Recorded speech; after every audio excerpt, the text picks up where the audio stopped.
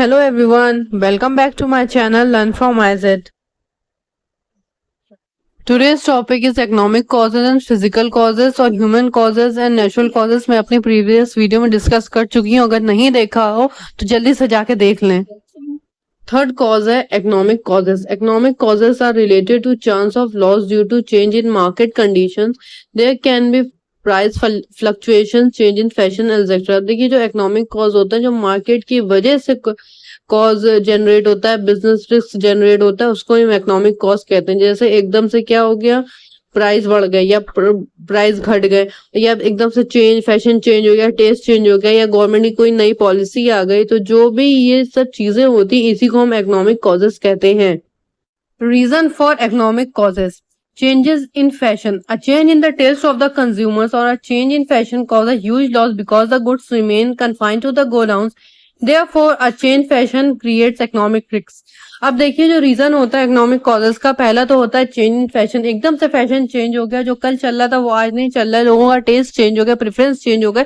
तो इससे भी क्या होता है, बिजनेस को बहुत बड़ा रिस्क हो जाता है, क्योंकि जो कल का प्रोडक्शन वाला माल है, वो गुड्स हैं, वो हमारे गोडाउन में पड़े के पड़े ही. अब सेकेंड पॉइंट है हमारा changes in price. The economic risk is also created because of the fluctuation in price. जब भी इन्फ्लेशन और डिफ्लेशन आते हैं, मींस महंगाई या सस्ता हो जाए प्रोडक्ट और सर्विसेज एकदम से, तब भी बिजनेस को रिस्क क्रिएट होता है और इसी को हम बोलते हैं इकोनॉमिक रिस्क. थर्ड पॉइंट है हमारा providing facilities to the consumer.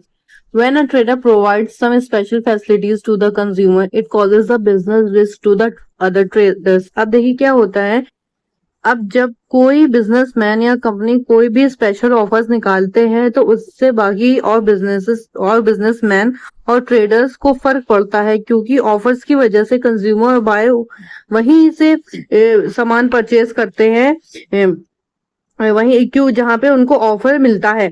और इसकी वजह से बाकी जो और ट्रेडर्स होते हैं उनकी सेल क्या होती है, डिक्रीज हो जाती है. तो अदर ट्रेडर्स को ना चाह के भी ये ऑफर्स लगाना पड़ता है, चाहे उनको ऑफर्स लगा के लॉस. लास्ट है फिजिकल कॉजेस.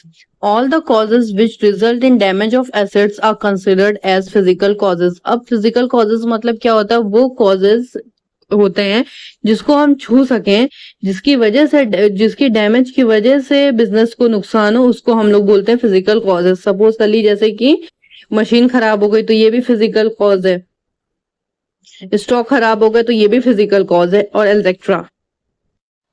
आई होप आप लोगों को ये सारे पॉइंट्स क्लियर हो गए होंगे. अब मिलते हैं हम लोग अपने नेक्स्ट वीडियो में. Till then take care, bye.